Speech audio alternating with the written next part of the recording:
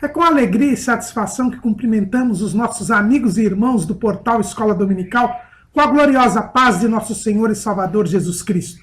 Estamos dando início a mais uma pré-aula, esta ferramenta que o portal Escola Dominical disponibiliza no início da semana para que os irmãos possam melhor preparar a sua aula da Escola Bíblica Dominical. Leiam a revista das lições bíblicas, assistam a esta pré-aula, leiam o texto de apoio, que é a base desta nossa aula, lembrando aos irmãos que a nossa proposta não é de repetir os tópicos da revista, mas de trazer subsídios complementares. Nós elaboramos um texto com o tema da lição e com base nesse texto nós fazemos esta pré-aula para complementar o estudo dos amados irmãos. Também convidamos os irmãos a lerem outros textos de apoio que nós disponibilizamos no site do portal Escola Dominical, portalebd.org.br, onde os irmãos estarão ali acessando não só mais 4 outros textos de apoio desta lição, mas também textos de apoio, slides e videoaulas de outras faixas etárias, e inclusive de outros currículos da Escola Bíblica Dominical. Também o irmão é convidado a ouvir os breves comentários em áudio das leituras diárias dos textos sugeridos na lição, onde o irmão terá não só um momento de aprendizado, mas também um momento devocional. Se tiver alguma dúvida, acesse a sala dos professores do portal Escola Dominical, onde nós estaremos respondendo as suas dúvidas. E no sábado à noite, às 19 horas, horário de Brasília, o irmão é convidado a assistir a transmissão ao vivo aqui no canal do YouTube da aula do estudo preparatório dos professores e amigos da Escola Bíblica Dominical da Igreja Evangélica Assembleia de Deus, Ministério do Belém, na sede aqui em São Paulo, onde o irmão interativamente poderá elucidar as suas últimas dúvidas. Mas não deixe de comparecer à Escola Bíblica Dominical. A Escola Bíblica Dominical é a igreja local reunida, ensinando enquanto evangeliza e evangelizando enquanto ensina. Neste quarto trimestre de 2017, nós estamos estudando o tema A Obra da Salvação. Jesus Cristo é o caminho, a verdade e a vida. O nosso comentarista é o pastor Clayton Ivan Pomerening, que é o diretor das faculdades Refidim, que é a Escola Teológica das Assembleias de Deus em Joinville, no estado de Santa Catarina. E hoje estaremos estudando a lição de número 13, que não é a última lição, porque neste trimestre nós temos 14 domingos, então nós estaremos estudando 14 lições. Mas hoje estaremos finalizando os atos do processo da salvação. Hoje a lição de número 13 tem como título Glorificados em Cristo.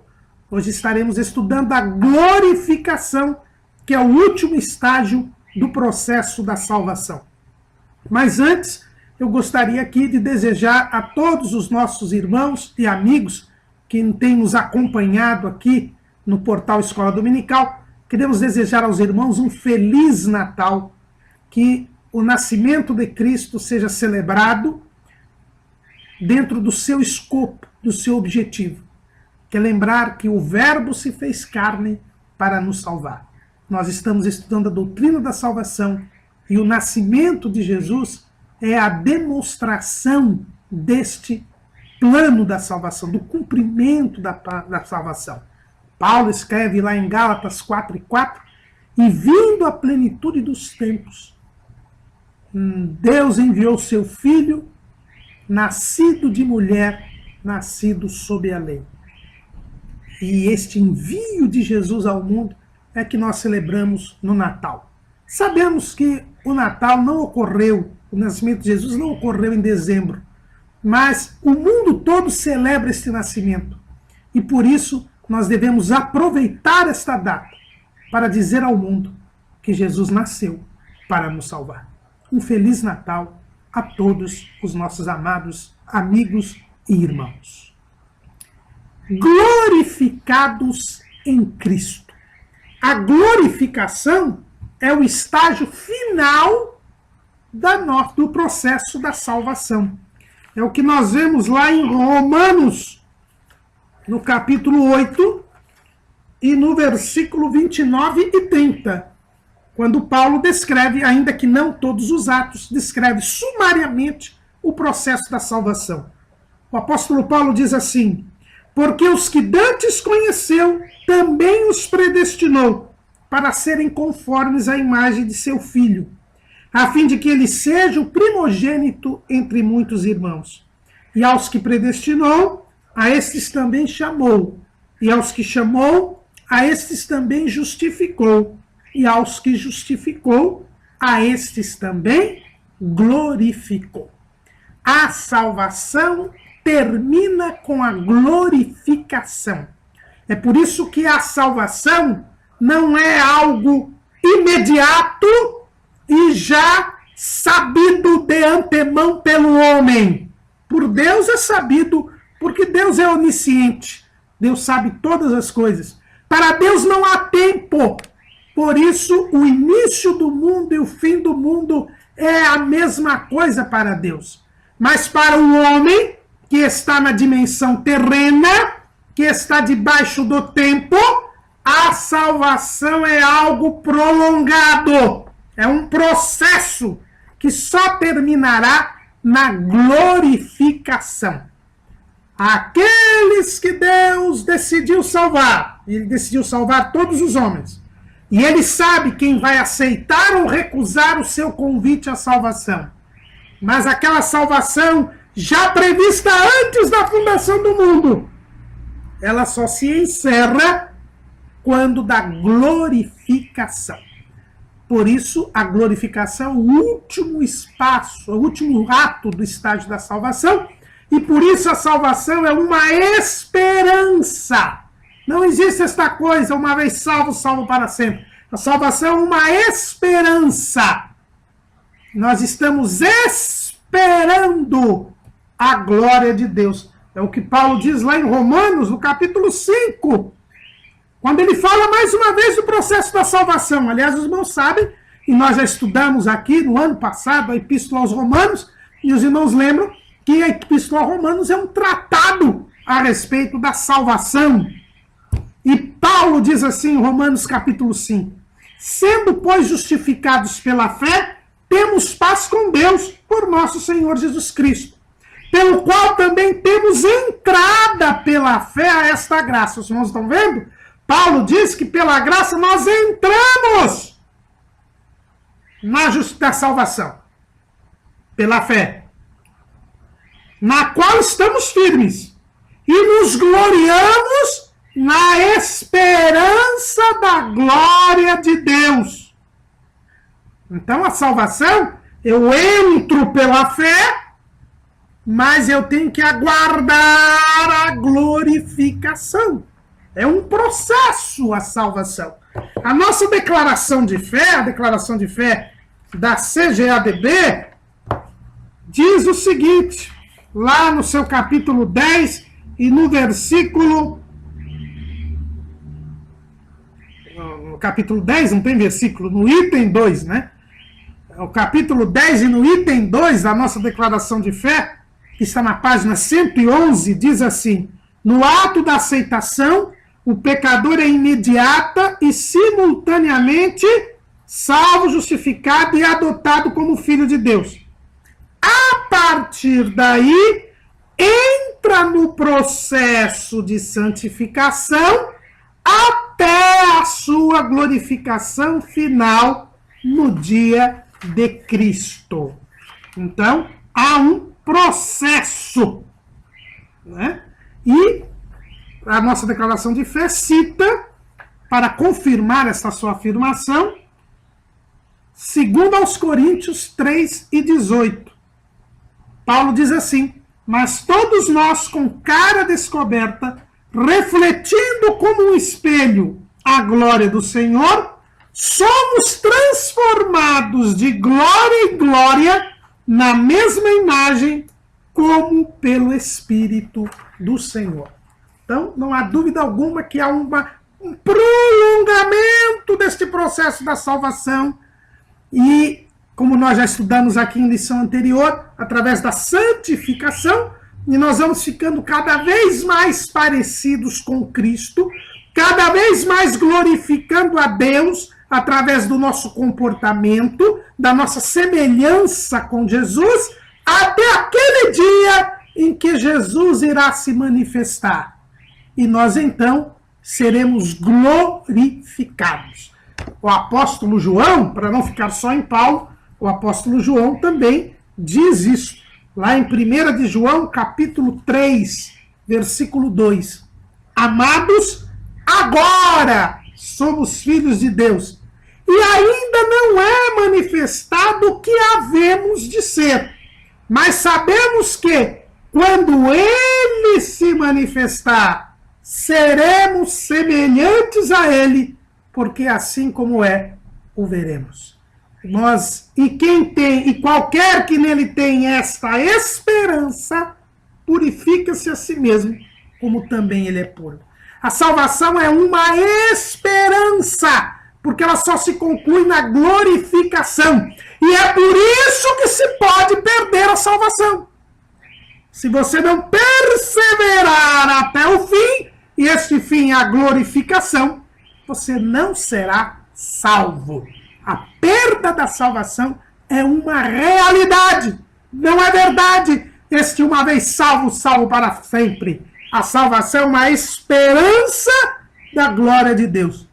E eu só verei a glória de Deus, eu só verei o Senhor. Agora eu sou filho de Deus. Ainda não é manifestado o que eu hei de ser, mas quando Ele se manifestar, então quando Ele se manifestar, nós seremos semelhantes a Ele, porque nós seremos glorificados.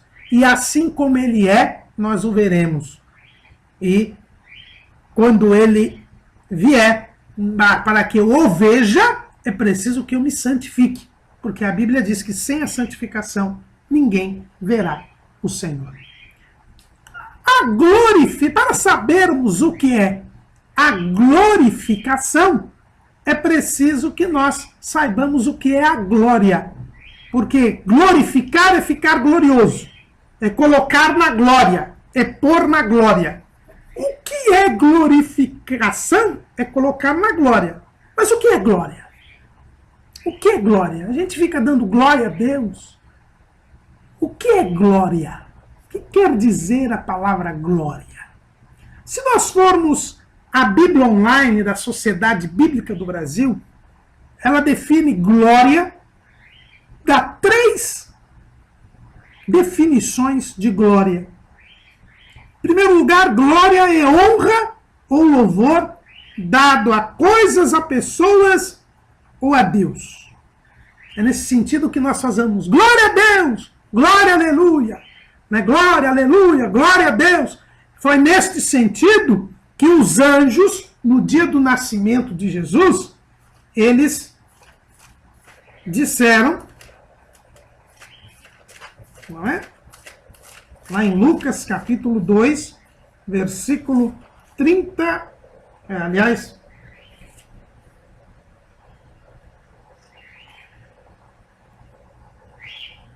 versículo 14. Glória a Deus nas alturas, paz na terra, boa vontade para com os homens. Então eles estavam louvando a Deus. É nesse sentido que nós falamos glória a Deus. Glória é uma honra, um louvor que é dado a Deus, a coisas ou a pessoas. Segundo significado da palavra glória é a majestade e o brilho que acompanham a revelação da presença e do poder de Deus.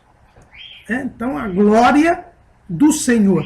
Nessa mesma passagem, em Lucas capítulo 2, no versículo 9, diz assim: eis que o anjo do Senhor veio sobre eles, sobre os pastores, e a glória do Senhor os cercou de resplendor e tiveram grande temor. Nós estamos aproveitando aqui o Natal para lembrar desta passagem. Então, os anjos vieram e houve uma manifestação, um brilho, uma majestade. E é aí a glória do Senhor os cercou de resplendor. Então, glória também é esta majestade, é este brilho que acompanham a presença e o poder de Deus. Então aqui nós podemos verificar que a glorificação nos permitirá participar deste ambiente divino. Né? Deus manifesta a sua glória. E nós poderemos desfrutar desta glória, deste brilho, desse resplendor. Não é? Que nós estamos alijados por causa do pecado no atual momento. E também é chamado de glória o estado do novo corpo ressuscitado, espiritual e imortal, que os salvos serão transformados e o lugar onde eles viverão.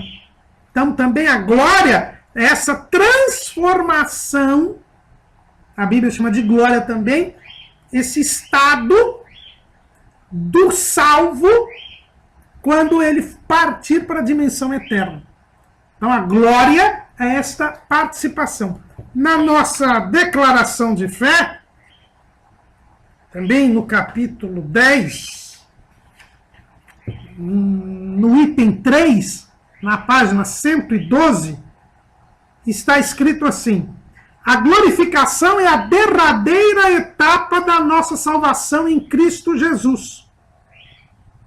Trata-se de uma promessa da futura transformação de nosso corpo mortal. E aí a nossa declaração de fé cita 1 Coríntios 15, 43, 49. Semeia-se em ignomínia, ressuscitará em glória. Semeia-se em fraqueza, ressuscitará com vigor. E assim como trouxemos a imagem do terreno, assim traremos também a imagem do celestial. E também Filipenses 3 e 21, que transformará o nosso corpo abatido para ser conforme o seu corpo glorioso, segundo o seu eficaz poder de sujeitar também a si todas as coisas. Então, glória também é esse estado resultante do final do processo da salvação. Então, segundo a Bíblia Online da Sociedade Bíblica do Brasil, glória é honra ou louvor que damos a Deus, ou a pessoas ou a coisas. É a majestade e o brilho que acompanham a revelação da presença e do poder de Deus. E é também o estado do novo corpo que o salvo terá no final do processo da salvação. Então, quando a gente fala em glória, a gente fala na ideia de honra e de dignidade. E só por isso, nós já sabemos que a glória pertence a Deus. O próprio Deus disse através do profeta Isaías que a sua glória ele não daria a outrem, ele nem pode dar. Como ele é o criador de todas as coisas, como ele é o soberano, como ele é o todo-poderoso, a glória verdadeira e única é a dele. Ele é o Deus da glória, porque glória tem a ver com honra e dignidade, e ninguém tem mais honra e dignidade do que Deus. A glória é a beleza do Espírito de Deus. Não é uma beleza estética, uma beleza material, porque Deus não é matéria, Deus é Espírito. É a beleza de Deus. Isso é a glória. É o esplendor, o brilho de Deus. O apóstolo João diz que Deus é luz e não há nele trevas nenhumas. É este brilho, esta majestade, esta beleza que é a glória de Deus. E esta glória de Deus é tão grande que ela é manifestada na sua criação. A criação de Deus é inferior a Deus. A criatura é inferior ao Criador. Mas a criação manifesta este poder, este brilho, este esplendor, esta dignidade divina. É o que nós lemos lá no Salmo de número 19. No Salmo 19, diz assim, Salmo de Davi para o cantor mor: os céus manifestam a glória de Deus, e o firmamento anuncia a obra das suas mãos. Os céus, a criação do universo, o universo ele manifesta a glória de Deus. A glória de Deus é tão grande que mesmo a criação, que não tem o brilho do Criador, esta criação dá a conhecer a glória de Deus. É por isso que nenhum homem poderá apresentar qualquer desculpa diante de Deus por não ter conhecido a Deus, por não ter obedecido a Deus. Ninguém poderá chegar diante de Deus e dizer: olha, eu nunca soube que o Senhor existisse. Olha, o Senhor nunca se revelou para mim. Eu nunca soube que o Senhor era glorioso. Não, porque a Bíblia mostra que a criação manifesta a glória de Deus. Paulo, escrevendo lá aos Romanos, no capítulo 1, ele diz assim, versículo 18: porque do céu se manifesta a ira de Deus sobre toda a impiedade e injustiça dos homens que detêm a verdade e injustiça. Porquanto que de Deus se pode conhecer, nele se manifesta, porque Deus lhe manifestou. Porque as suas coisas invisíveis, desde a criação do mundo, tanto o seu eterno poder como a sua divindade, se entendem e claramente se veem pelas coisas que estão criadas, para que eles fiquem inexcusáveis. Porquanto, tendo conhecido a Deus, não o glorificaram como Deus, nem lhe deram graças. Antes, em seus discursos se desvaneceram, e o seu coração insensato se obscureceu. Dizendo-se sábios, tornaram-se loucos, e mudaram a glória do Deus incorruptível em semelhança da imagem de homem corruptível, e de aves, e de quadrúpedes, e de répteis. Então nós percebemos que a criação revela a glória de Deus. E os homens têm de reconhecer esta glória. Mas além de não glorificarem a Deus, ainda corromperam a glória de Deus. Começaram a adorar ídolos, feitos das suas próprias mãos. Né? O texto bíblico diz aqui que eles passaram a adorar homens corruptíveis, aves, quadrúpedes, répteis. Né? Então eles mudaram a glória do Deus incorruptível em semelhança de imagem de homem corruptível, aves, quadrúpedes e répteis. Então o que a gente percebe aqui é que os homens não só não reconheceram a glória de Deus, mas corromperam a glória de Deus, transferiram a glória de Deus para ídolos.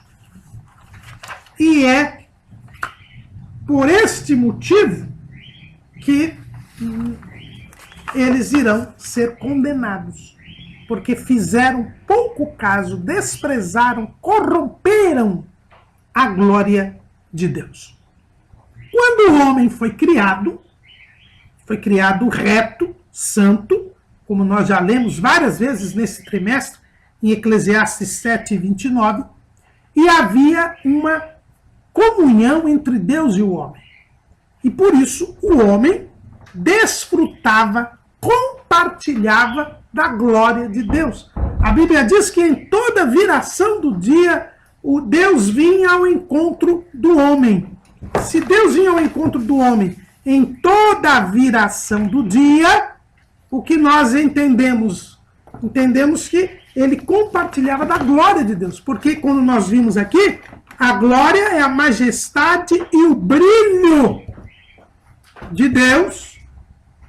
A majestade e o brilho de Deus, quando ele se revela a sua presença, quando ele se faz presente, quando ele revela o seu poder. Então, o homem, ele compartilhava da glória de Deus. A tradição judaica, vejam bem, irmãos, não é a Bíblia, mas a tradição judaica, ela diz que Adão tinha um brilho no seu rosto. Ele tinha um esplendor. Até o dia que ele pecou, ele tinha um esplendor no seu rosto, ele tinha uma beleza muito grande. Né? Eu coloquei aqui até um texto da tradição judaica, lá no Talmud, é dito assim, Percebi os 2 saltos de Adão, e eles eram como 2 orbes do sol. A beleza de Rabi Kahana era um reflexo da beleza de Rabi. A beleza de Rabi era um reflexo da beleza de Rabi Abahu. A beleza do Rabi Abahu era um reflexo da beleza de nosso pai Jacó, e a beleza de Jacó era um reflexo da beleza de Adão. Isso está escrito no Talmud, né? Então, o Talmud dizia que Adão era belo, que Adão brilhava como o sol. Num Targum, o que é um Targum?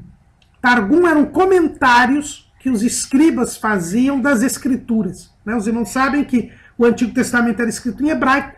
Quando o povo judeu voltou da Babilônia, ele não falava mais o hebraico, eles falavam o aramaico, e então, quem conhecia o hebraico eram apenas os escribas, aqueles que copiavam os textos. Então, eles liam o texto em hebraico e depois ensinavam o povo em aramaico nas sinagogas. E eles escreviam comentários em aramaico do texto bíblico. Esse comentário é chamado de Targum. Um desses comentários diz o seguinte: a altura de Adão, o primeiro homem, chegou do chão ao céu, como se afirma, desde o dia em que Deus criou o homem sobre a terra, desde uma extremidade do céu até outra. Está lá em Deuteronômio 4:32. Sua pele era uma roupa brilhante, brilhando como suas unhas. Então, esses eram comentários dos escribas. Então, a tradição judaica dizia que Adão, ele brilhava, ele era alto, né? Essa altura aqui a gente não deve entender como uma altura física, mas sim uma altura espiritual, né? Ele alcançava a glória de Deus. Ele tinha pleno acesso ao céu. E, certamente, os judeus pensavam assim, porque quando Moisés ficou 40 dias e 40 noites pela segunda vez lá no Monte Sinai com Deus, quando ele voltou com as segundas tábuas de pedra, o seu brilho, o seu rosto estava brilhando de tal maneira que ele teve que colocar um véu, porque o povo não conseguia olhar para ele. Isso porque ele só ficou 40 dias e 40 noites com Deus no Monte Sinai. Imagine Adão diariamente tendo um encontro pessoal com Deus. Então, o homem, ele participava da glória de Deus. Mas quando o homem pecou, ele perdeu o acesso à glória de Deus. É por isso que o apóstolo Paulo diz lá em Romanos, capítulo 3, versículo 23. Porque todos pecaram e destituídos estão da glória de Deus. Todos os homens pecaram e ficaram estão. Né? Eu vejo muitas pessoas, e às vezes eu também erro. Queridos, todos pecaram e destituídos estão. Não destituídos foram. Destituídos estão da glória de Deus. A palavra aqui, destituir, no original grego, significa estar em falta, ser inferior, ser deficiente. Ou seja, e aí a gente volta ao que a tradição judaica disse. A altura de Adão, ele agora não pode mais alcançar a glória de Deus. Ele não tem acesso à glória de Deus. O pecado nos separou de Deus. E nos separando de Deus, nos separa da sua beleza, da sua majestade, do seu brilho. Voltando aqui à tradição judaica, eles dizem também no Targum que quando Adão pecou, ele perdeu o seu brilho e ficou nu.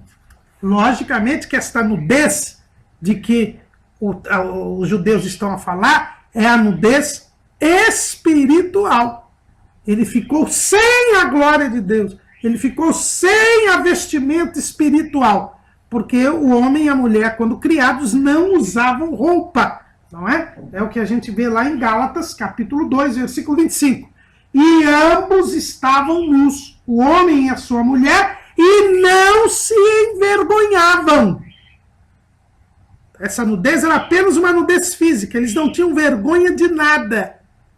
Mas quando eles pecaram, eles passaram a ter esta vergonha.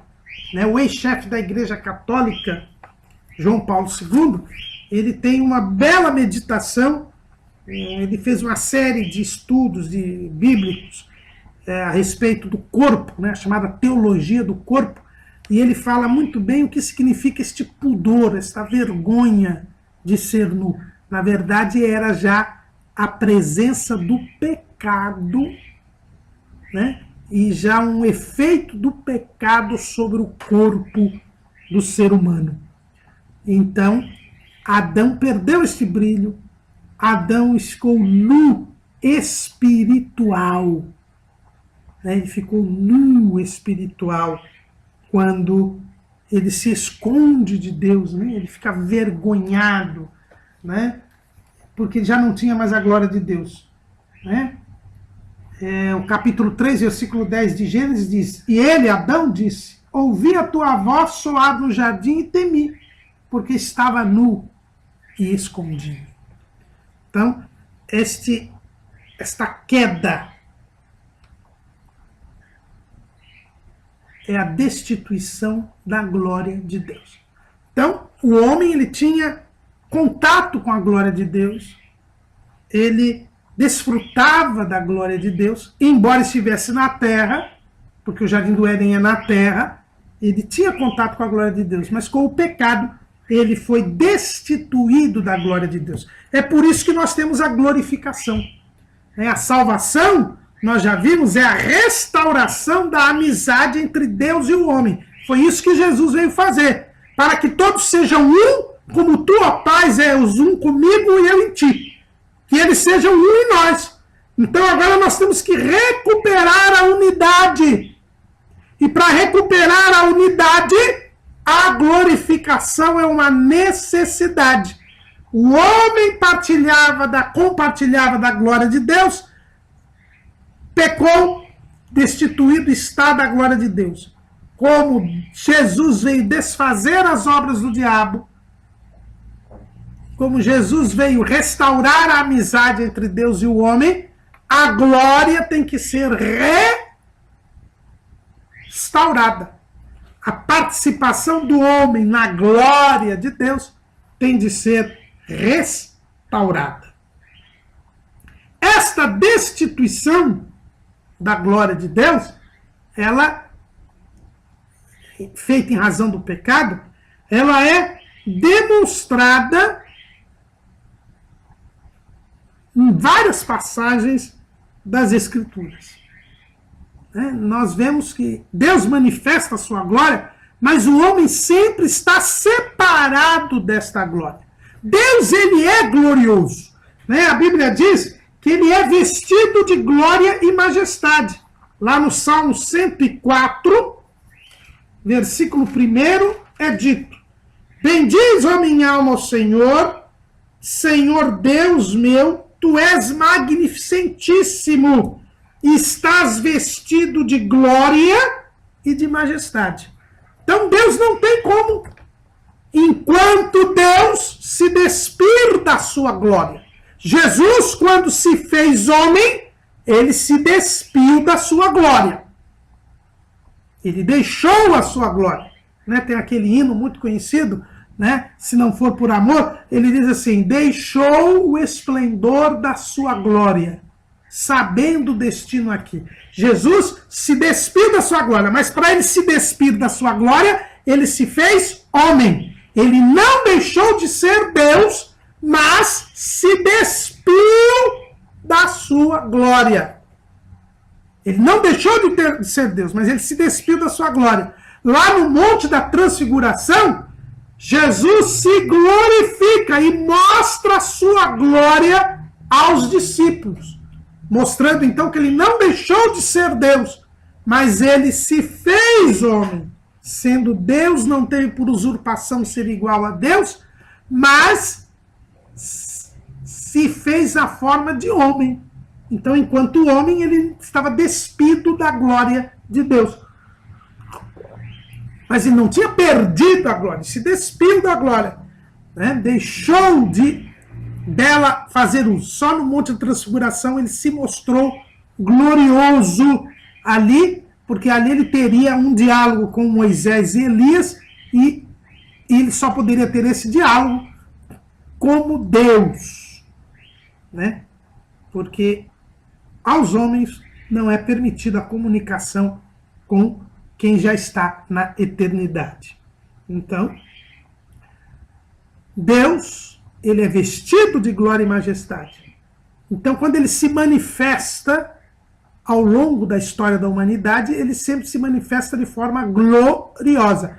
Mas a glória de Deus sempre está separada do homem.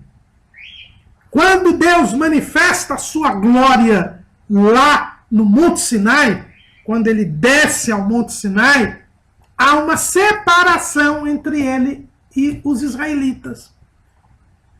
Ele diz para que o povo não se aproximasse do monte. Está lá em Êxodo, capítulo 19. Êxodo, capítulo 19, diz assim: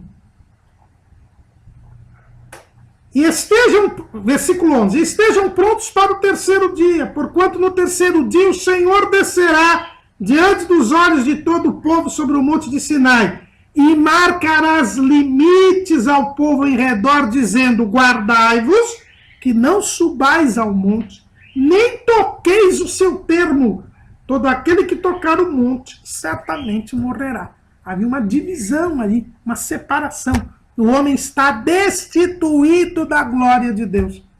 Quando Moisés sobe o Monte Sinai, depois de ter promulgado a lei, com os anciãos de Israel, com Arão, Nadab e Abiú, lá no capítulo 24, aqueles 70 anciãos, mais Nadab, Arão e Abiú e Moisés, eles veem a glória de Deus. Ela se manifesta. Mas eles estão separados. Olha o que está escrito lá em Êxodo, capítulo 24. E subiram Moisés, capítulo 24, versículo 9. E subiram Moisés e Arão, Nadab e Abiú, e 70 dos anciãos de Israel. E viram o Deus de Israel. E debaixo de seus pés havia como uma obra de pedra de safira, e como o parecer do céu na sua claridade.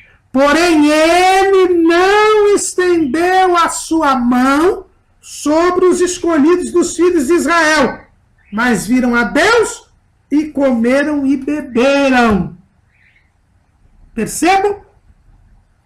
Eles chegaram a ver a manifestação de Deus, mas havia uma separação. Deus não estendeu a sua mão sobre os escolhidos dos filhos de Israel. Por quê? Por causa do pecado.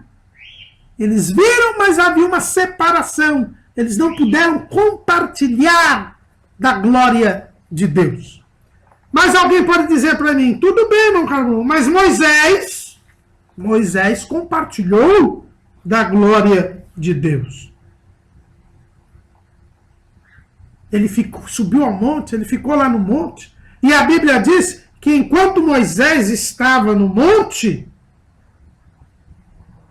a glória de Deus se manifestou.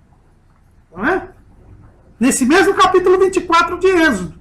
E habitava a glória do Senhor sobre o monte de Sinai. E a nuvem o cobriu por 6 dias. E ao 7º dia chamou a Moisés do meio da nuvem. E o parecer da glória do Senhor era como um fogo consumidor no cume do monte, aos olhos dos filhos de Israel. E Moisés entrou no meio da nuvem, depois que subiu ao monte. Veja bem que Moisés não entrou na glória de Deus. A glória de Deus estava no monte, e Deus o chamou do meio de uma nuvem. E esta nuvem, veja lá em Êxodo capítulo 21. E o povo, capítulo 20, versículo 21. E o povo estava em pé de longe. Moisés, porém, se chegou à escuridade, onde estava Deus. Esta nuvem era escura. Tanto é verdade que lá em Êxodo 33, quando Moisés volta a segunda vez ao Monte Sinai, depois do episódio do bezerro de ouro, olha o que pede Moisés. Êxodo 33 e 18. Então ele, Moisés, disse: rogo-te que me mostres a tua glória. Veja bem, se Moisés tivesse desfrutado da glória de Deus, ele não pediria para que Deus mostrasse a glória. Então a glória do Senhor habitava no Sinai, Moisés estava na nuvem, no meio da nuvem, passou 40 dias e 40 noites ali, mas não era a glória de Deus, ele estava separado da glória de Deus. Quando ele sobe segunda vez, ele pede para o Senhor mostrar a glória, não compartilhar com ele da glória. E o que Deus diz? Porém, ele diz, o Senhor: eu farei passar toda a minha bondade por diante de ti, e apregoarei o nome do Senhor diante de ti, e te terei misericórdia de quem eu tiver misericórdia, e me compadecerei de quem me compadecer. E disse mais: não poderás ver a minha face, porquanto homem nenhum verá a minha face e viverá. Disse mais o Senhor: eis aqui um lugar junto a mim, ali te porás sobre a penha, e acontecerá quando a minha glória passar, te porei numa fenda da penha, e te cobrirei com a minha mão, até que eu haja passado. E havendo eu tirado a minha mão, me verás pelas costas, mas a minha face não verá. Então, Moisés teve apenas um vislumbre da glória de Deus. Isso já foi suficiente para que quando ele descesse do monte, o seu rosto estivesse brilhando e o povo não tivesse condições de ouvir, de ver a face de Moisés, e Moisés tenha que ter coberto com um rosto, com um véu, o seu rosto, por causa do brilho, só dele ter tido um vislumbre da glória de Deus. Mesmo assim, foi uma experiência singular, porque a própria Bíblia Sagrada diz lá em Deuteronômio, capítulo 34, versículo 10. E nunca mais se levantou em Israel profeta algum como Moisés, a quem o Senhor conhecera cara a cara. Apesar desta experiência não ser o compartilhamento da glória, foi o homem que mais se aproximou da glória de Deus. Na fenda de uma pedra, ele pôde ver a glória de Deus passar sobre ele. E ele já ficou com um rosto brilhante. Mas, de qualquer maneira, vejam bem que quando Moisés desce, ele é obrigado a colocar um véu sobre o seu rosto.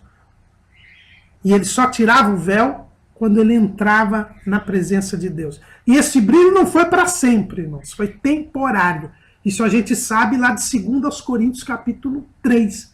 Em 2 Coríntios capítulo 3, Paulo fala a respeito desta glória de Moisés e diz que ela foi transitória, passageira. E aquele véu simbolizava exatamente isso. O povo não tinha sequer condição de ver o rosto de Moisés, porque o pecado nos separa da glória de Deus. O pecado nos separa da glória de Deus. E o pecado nos faz menosprezar a Deus. Por causa do pecado, o homem, além de não reconhecer a glória de Deus, dá a glória de Deus a outrem. E isto é a idolatria. Isso não só os gentios, porque o episódio da Torre de Babel foi por causa da idolatria. A idolatria começou ali na comunidade única pós-diluviana. Nimrod foi o primeiro rei que se fez Deus. A Bíblia diz que ele começou a ser poderoso na terra. Eles desafiaram a Deus, entraram na idolatria, e Deus destruiu aquela comunidade única que deu origem a todas as nações que hoje existem, são os gentios. Mas Israel também. Por que Israel não podia sequer ver o rosto de Moisés e ele teve que colocar um véu que simbolizava essa separação de Deus e da glória de Deus? porque Israel também tinha caído na idolatria, no bezerro de ouro. Então, por isso o homem é destituído da glória de Deus. Quem vai trazer a glória de Deus novamente para o homem é Jesus. Jesus, ele traz a glória de Deus. Já havia sido profetizado, de profeta Isaías, ele diz a este respeito.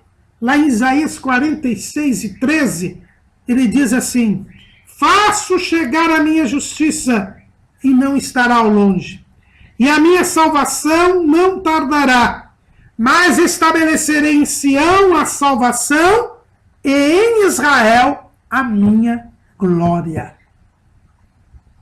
Jesus, o Salvador, traria novamente ao homem a glória de Deus. Como nós já dissemos, ele veio desfazer as obras do diabo, ele veio restabelecer a amizade entre Deus e o homem, e isso importa na participação na glória de Deus. Nós já vimos no nascimento de Jesus que os anjos aparecem e a glória do Senhor cerca. Veja bem que eles não participam da glória de Deus, mas a glória do Senhor cerca de esplendor os pastores para anunciar a chegada de Jesus.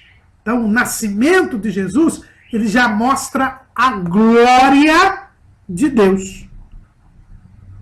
Mas o apóstolo João, ele é bem claro lá no seu evangelho, no capítulo 1, no versículo 14. E o verbo se fez carne e habitou entre nós e vimos a sua glória, como a glória do unigênito do Pai, cheio de graça e de verdade. Porque o profeta Isaías já tinha dito que ele teria a glória de Deus. Isaías capítulo 4, versículo 2.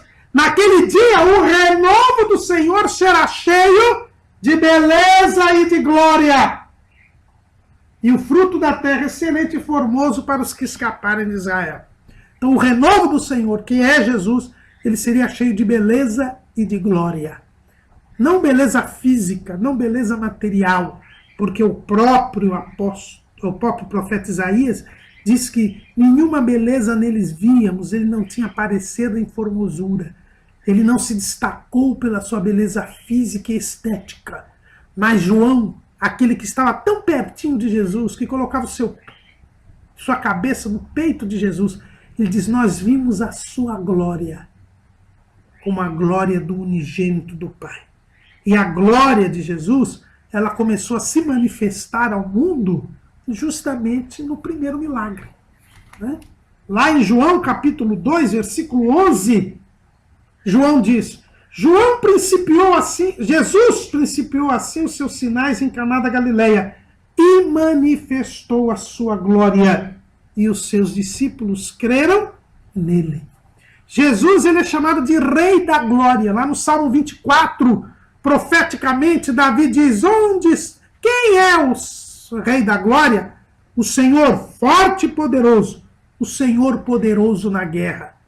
Jesus, ele é profetizado aqui, ele sobe aos céus, depois de ter vencido o pecado, o mundo e a morte, ele sobe aos céus como o Rei da Glória.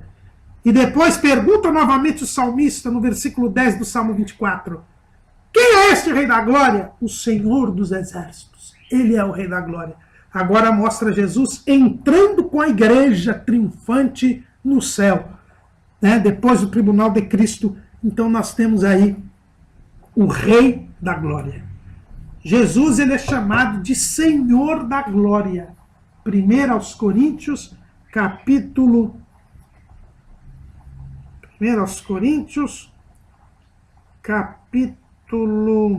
2, versículo 8. A qual nenhum dos príncipes deste mundo conheceu, porque se a conhecessem, nunca crucificariam ao Senhor da Glória. Então Jesus é o Rei da Glória, Jesus é o Senhor da Glória. Né? Lá em Tiago 2:1, também é bom nós lermos aqui, nós temos também a afirmação de que Jesus é o Senhor da Glória. Olha o que diz Tiago. Meus irmãos, não tenhais a fé de nosso Senhor Jesus Cristo, Senhor da glória, em acepção de pessoas. Então Jesus trouxe a glória. Só com Jesus nós podemos compartilhar da glória de Deus. Por quê? Porque Ele é o Rei da glória, Ele é o Senhor da glória. Então, a glorificação é esse estágio em que nós iremos participar da glória de Deus. Agora, para nós participarmos da glória de Deus, nós temos que ser semelhantes a Cristo. Porque Cristo é o homem sem pecado que recebeu a glorificação. Jesus morreu, ressuscitou, e quando ele ressuscita num corpo glorificado. A ressurreição de Jesus foi a sua glorificação. Veja lá em João, capítulo 7, versículo 39. 38 e 39. Quem crê em mim, como diz a Escritura, rios d'água viva correrão do seu ventre. E isto disse ele do Espírito que haviam de receber os que nele crescem, porque o Espírito Santo ainda não fora dado, por ainda Jesus não ter sido glorificado. Então, João diz que o Espírito Santo só seria dado aos seus discípulos quando Jesus fosse glorificado. E quando foi que o Espírito Santo foi dado aos seus discípulos? Na tarde do domingo da ressurreição.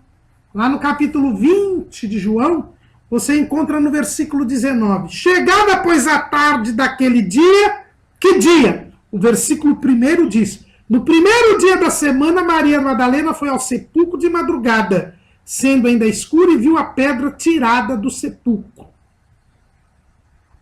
Então, no dia da ressurreição, na tarde daquele dia, o que fez Jesus? Versículo 22. E havendo dito isto, assopou sobre eles e disse, recebei o Espírito Santo. Então, o Espírito Santo foi recebido pelos discípulos na tarde do domingo da ressurreição. Por quê? Porque no dia da ressurreição, Jesus foi glorificado. Ele ressuscitou num corpo glorioso. Tanto que ele entrou no cenáculo com as portas fechadas. Tanto que ele desapareceu quando partiu o pão lá na casa de um dos discípulos em Emaús. Jesus tinha o corpo glorificado, tanto que ele subiu aos céus. Ele não tinha mais aquele corpo físico que nós temos, né? Ele não era um espírito, ele não era um fantasma, ele tinha corpo. Ele mesmo diz isso, Lucas capítulo 24, versículo 37. E eles, espantados e atemorizados, pensavam que viam algum espírito. E ele, Jesus, lhes disse, por que estáis perturbados e por que sobem tais pensamentos aos vossos corações? Vede as minhas mãos e os meus pés, que sou eu mesmo. Apalpai-me e vede, pois um espírito não tem carne nem ossos, como vedes que eu tenho. E dizendo isto, mostrou-lhes as mãos e os pés. Então Jesus tem um corpo, só que este corpo agora era um corpo glorioso, um corpo celestial, um corpo espiritual. Não era mais este corpo de sangue, carne e osso, esse corpo terreno, este pó da terra. Não, agora é um corpo glorioso. E nós, quando cremos em Jesus, como diz Paulo, no versículo que a gente começou a lição, diz que ele nos predestinou para sermos conformes à imagem do seu Filho. Então, cada dia nós estamos mais parecidos com Jesus. Cada dia, como diz 2 Coríntios 13:18, nós somos transformados de glória em glória. Na santificação, nós vamos ficando cada vez mais parecidos com Jesus. É por isso que os discípulos eram chamados em Antioquia de cristãos, ou seja, parecidos com Cristo, semelhantes a Cristo, pequenos cristos. Cada dia nós vamos crescendo espiritualmente, até o dia que atingiremos a estatura completa de Cristo, a varão perfeito. E este dia, qual é? É o dia da glorificação.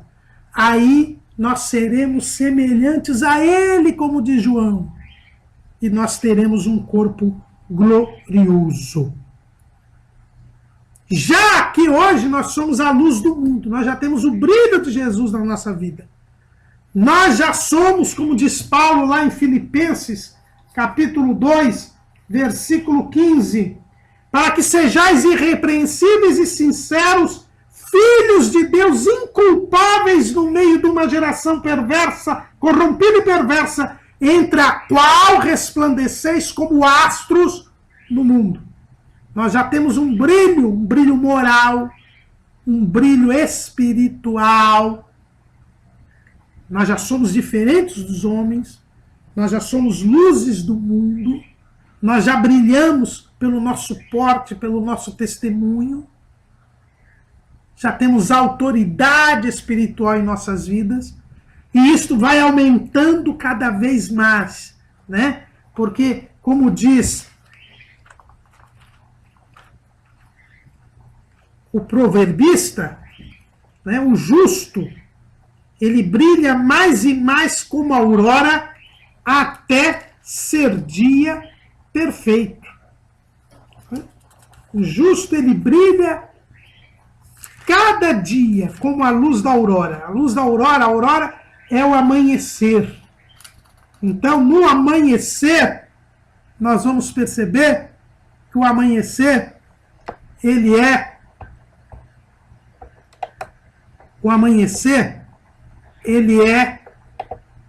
vai crescendo até ficar o dia total, né? Começa aquela penumbra e vai, e depois ele desce. Nós somos assim, nós somos transformados de glória em glória. Por enquanto, nós glorificamos a Deus. Como luz do mundo, Jesus disse que nós temos que resplandecer as nossas boas obras para que os homens glorifiquem ao vosso Pai que está no céu. Nós somos um instrumento de glorificação de Deus. As pessoas olhando para nós vão glorificar a Deus. Mas vai chegar o dia em que nós teremos participação plena na glória de Deus. Hoje a glória de Deus já se manifesta em nós. Nós já temos um brilho pelo nosso testemunho. Né? Lá em Romanos, capítulo 9, versículo 23, Paulo diz assim: para que também se desse a conhecer as riquezas da sua glória nos vasos de misericórdia, que para a glória já dantes preparou. Então hoje nós somos um instrumento de glorificar o nome de Deus. O nome de Deus é glorificado pelo nosso porte, pelo nosso brilho. A santificação é uma antessala da glorificação. A santificação faz com que as pessoas glorifiquem a Deus. Quando nós fazemos a vontade de Deus e estamos em comunhão com Deus, nós glorificamos a Deus. É o que Jesus fez. Lá em João capítulo 17, versículo 4. Eu glorifiquei-te na terra, tendo consumado a obra que me deste a fazer. E ainda no versículo 1 desse capítulo 17, Jesus disse: glorifica teu filho, para que o teu filho te glorifique a ti. É chegada a hora. Glorifica o teu filho, para que também o teu filho te glorifique a ti.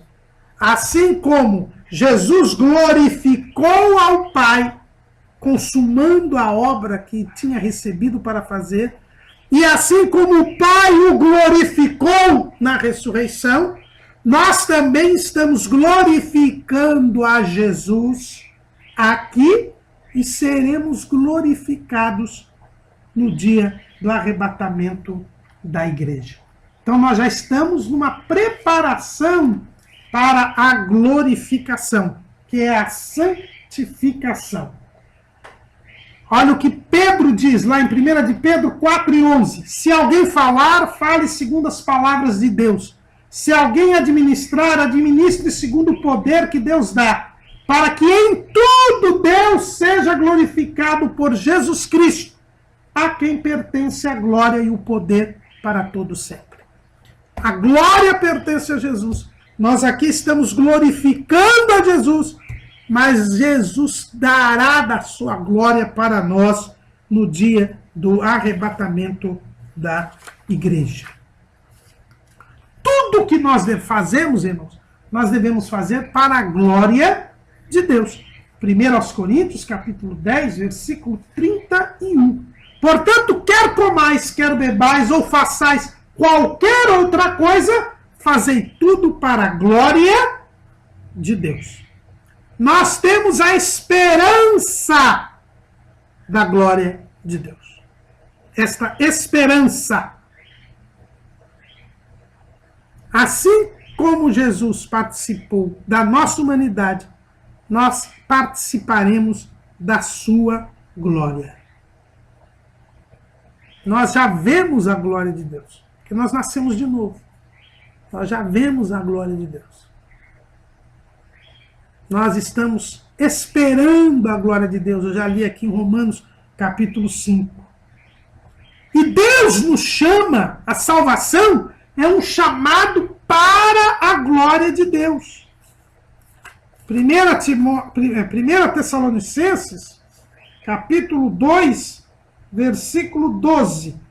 Para que vos conduzisseis dignamente para com Deus, que vos chama para o seu reino e glória. Lá em 1 de Pedro, capítulo 5, versículo 10, olha o que Pedro diz para os presbíteros, aliás, para todos nós.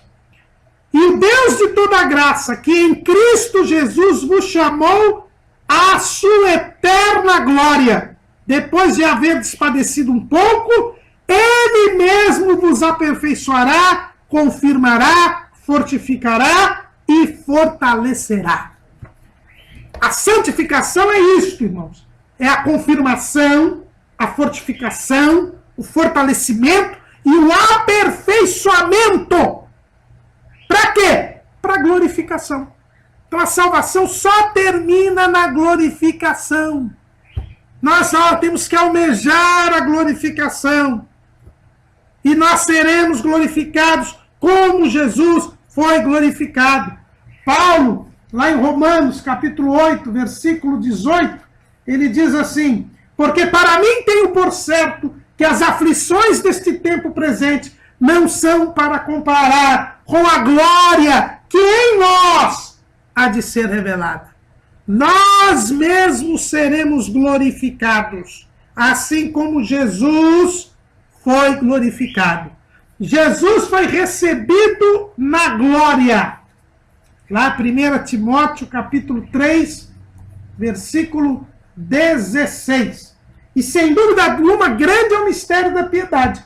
Aquele que se manifestou em carne, foi justificado em espírito, visto dos anjos, pregado aos gentios, crido no mundo e recebido acima na glória. Nós também, que seguimos as pisadas de Jesus, também seremos recebidos na glória. Agora, para nós recebermos a Jesus Cristo, que é a esperança da glória, por isso que nós estamos esperando Jesus, porque Jesus nos trará a glória.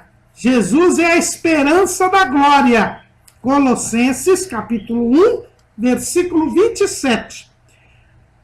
As quais Deus quis fazer conhecer com as riquezas da glória deste mistério entre os gentios, que é Cristo em vós, esperança da glória.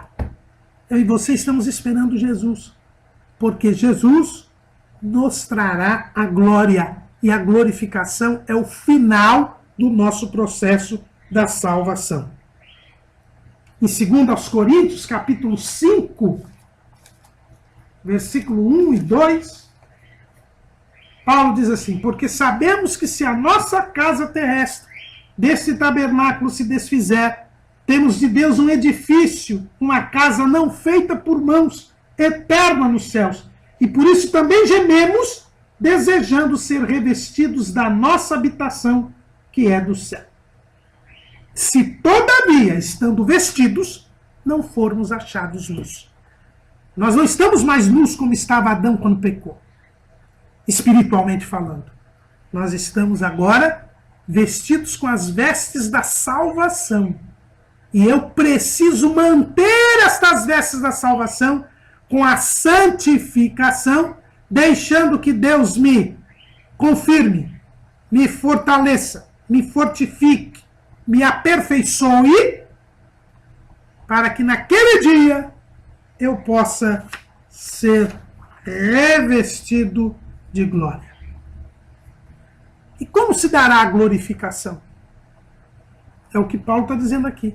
Esta minha casa terrestre, que é este meu corpo, vindo do pó da terra, ele se transformará num corpo glorioso. Um corpo que não terá sangue. Não é um espírito, é um corpo. Jesus disse, olha, vede que eu tenho carne e ossos. Carne, que ele disse, não era uma carne igual a carne terrena, porque agora ele tem um corpo incorruptível. É o que Paulo explica lá em 1 Coríntios capítulo 15. Ele diz assim, o primeiro homem da terra é terreno, o segundo homem, o Senhor, é do céu. Versículo 47 do capítulo 15 de 1 Coríntios. Qual o terreno, também são os terrenos, e qual o celestial, também são os celestiais. E assim como trouxemos a imagem do terreno, que é a imagem do Adão caído, sem brilho, separado da glória de Deus, cujo corpo, que é pó, volta ao pó, assim traremos a imagem do celestial. Este corpo de Jesus que ressuscitou, que é um corpo glorioso, que não morre mais, que não fica velho, que não se submete às leis da física. E agora digo isso, irmãos, que a carne e o sangue não podem herdar o reino de Deus, nem a corrupção herda a incorrupção.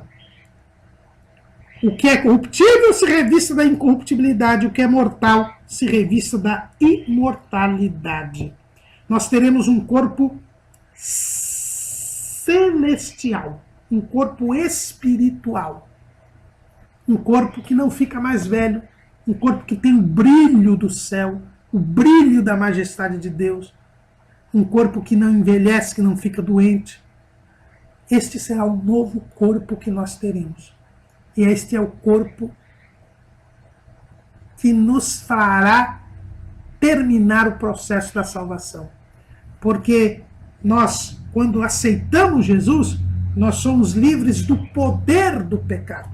O pecado não dominará mais sobre vós, diz a Bíblia. Eu não estou mais dominado pelo pecado. Eu fui liberto. Se, pois, o Filho vos libertar, verdadeiramente sereis livres. Eu fui liberto do poder do pecado. Agora eu posso não pecar.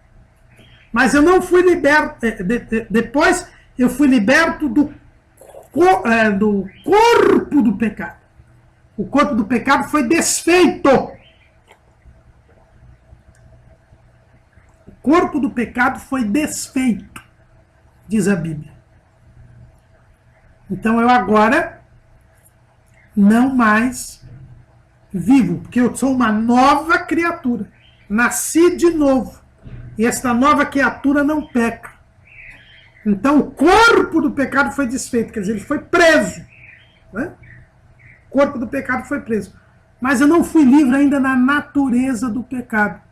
Existe entre mim uma luta entre a carne, que é a natureza do pecado, e o espírito. Mas no dia da glorificação, a natureza do pecado desaparecerá. E aí, então, eu posso dizer que eu fui salvo e salvo para sempre.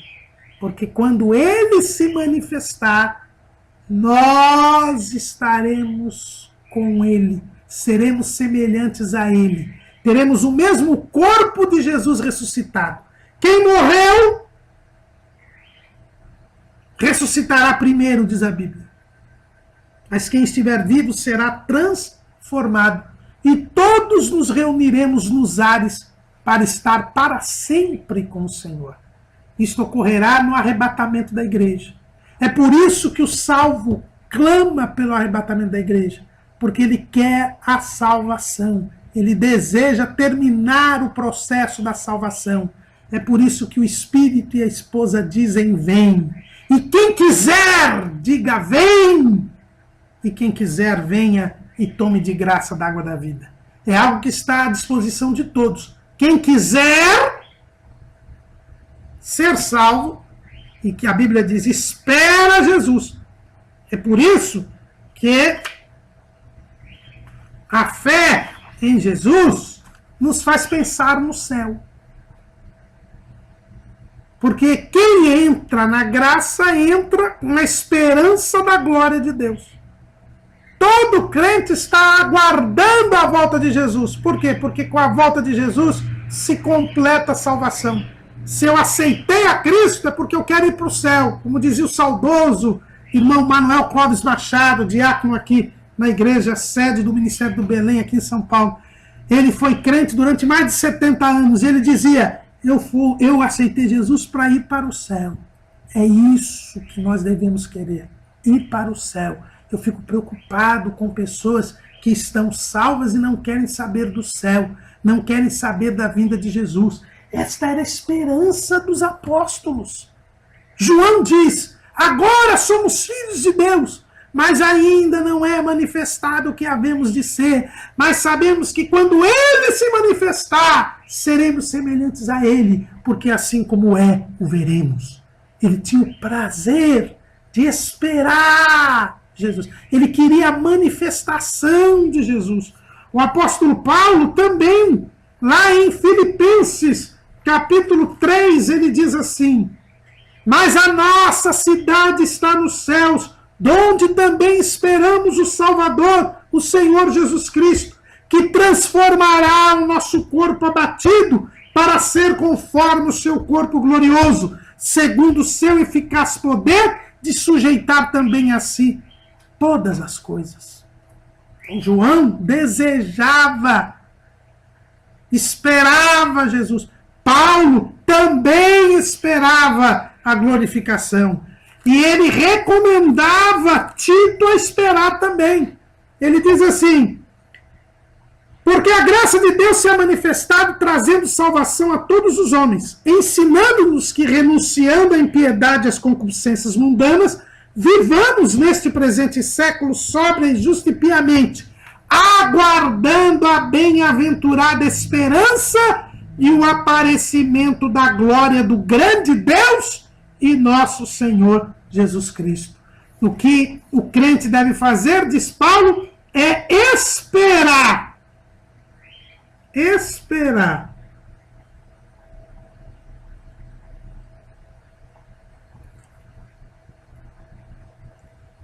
O aparecimento da glória do grande Deus e nosso Senhor Jesus Cristo.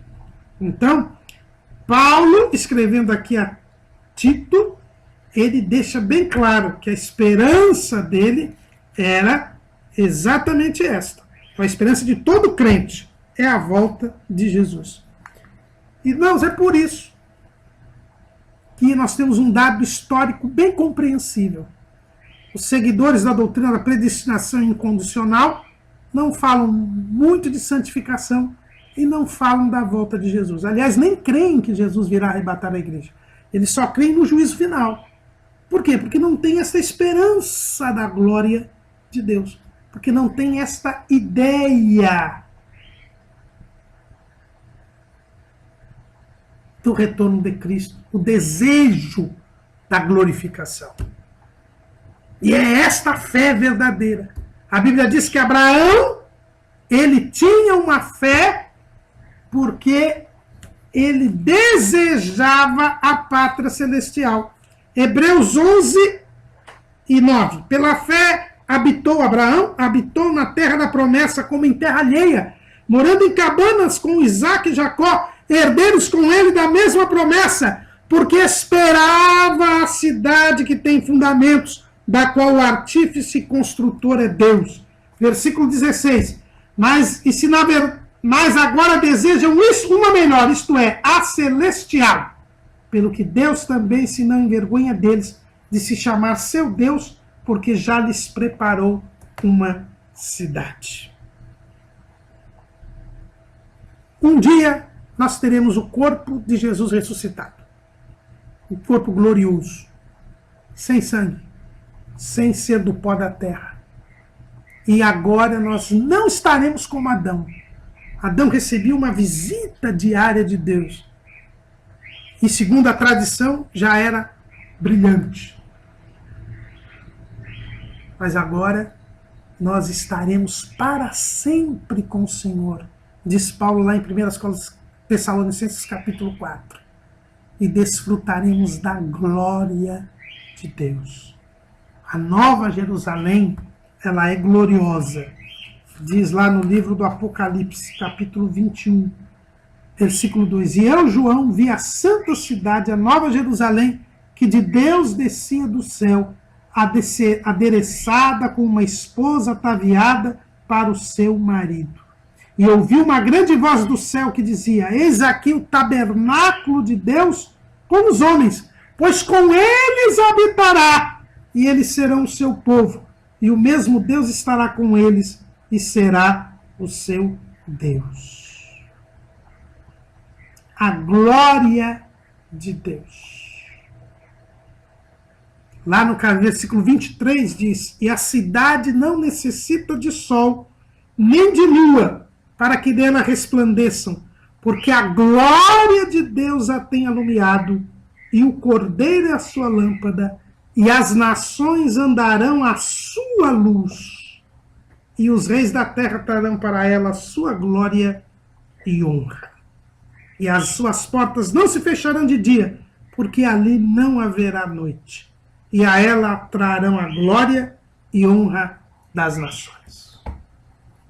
Estaremos na glória, desfrutando da glória para todo sempre. Porque aí sim, com a glorificação, no dia do arrebatamento da igreja, nós estaremos para sempre com o Senhor. Nós temos a esperança da glória.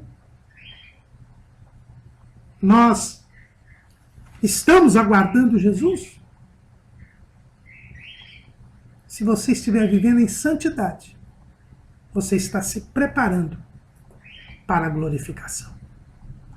Amém.